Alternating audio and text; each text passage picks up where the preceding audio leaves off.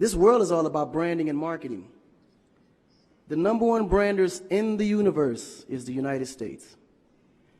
They made United States seem like it's the best place in the world to be.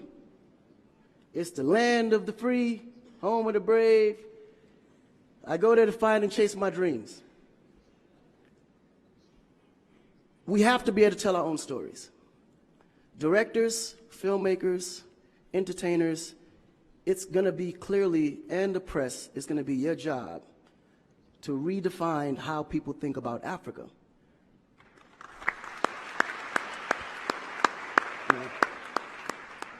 Because you're here, you see what's going on. You clearly can see in a vivid picture the good, the bad, and the ugly. What you choose to put out there is what the world is going to get. Because I can tell you right now, in Chicago alone, there's more people dying in Chicago than there was in the war in Iraq. But you would never see that. There's a lot of things that's happening in the U.S. that you would never see because they choose to show you what they want you to see for. Yeah. It's about country integrity. You have a certain reputation you have to keep. No one puts their family business out into the street. One of the problems we have in Africa is that when something happens, the press is quick to put out negative energy and quick to put out a negative story. And then that story goes on to internet, and other broadcasting systems take it and they post it. So when you look at places like Kenya, for instance, that I know of, maybe 2 terrorist attacks, but it was everywhere. So now people was afraid to go to Kenya because somebody shot up the mall.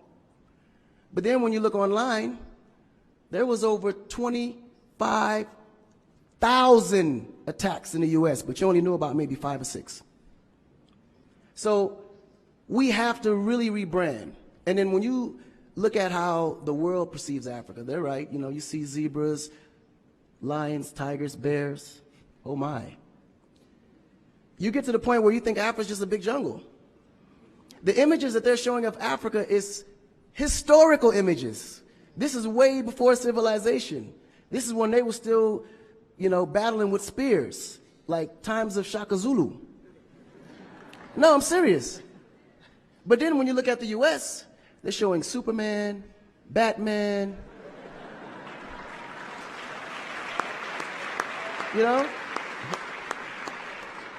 Where is our Superman? Where is Shaka Zulu should be a superhero today. Really. So we have to tell our own stories. I mean, even Jesus is white. And you believe it. But it's okay, because how you were framed, if you taught something from the day you were born, and your mother taught you that, your father taught you that, it's real. You never look at your mom and your dad as liars.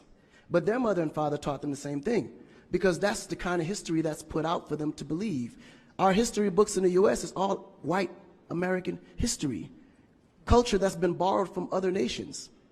But Africa have to teach the same history of our ancestors, the great things that they have accomplished.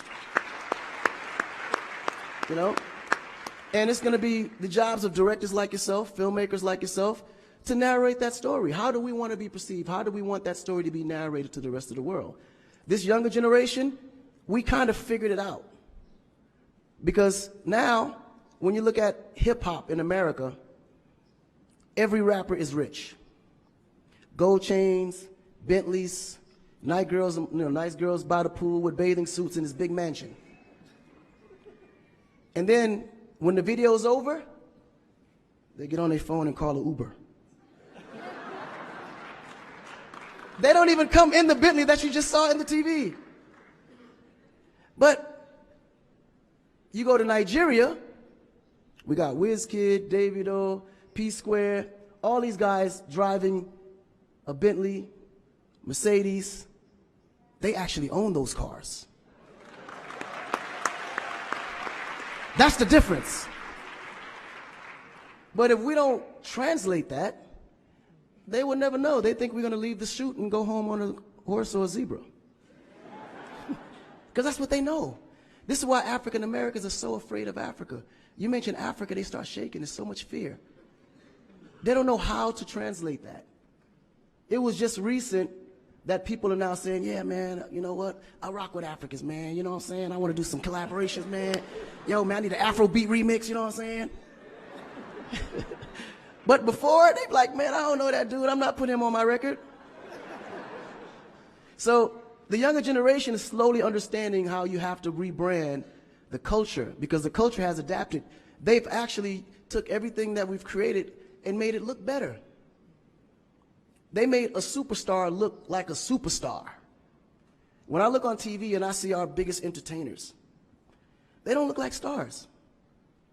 That's why you can't really respect the entertainer.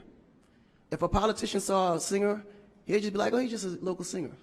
But if he go to that local singer's performance, he may sell out the stadium because he has a huge influence, but the image is not there. So we have to take the image as a huge accountability for ourselves and realize that Africa really does have a reputation. But if we allow our stories to be told, our stories will be told according to their agenda on what they need to be able to benefit from Africa. So we have to tell our story so we can be able to understand how we can utilize that story to benefit for our agenda. You know? So in closing, this job is for the entertainers, the filmmakers, the reporters, and anyone that creates content. We have to rebrand. And we have to rebrand it in the way that we see it and tell the story to where they can understand it, feel comfortable, and want to come here and invest.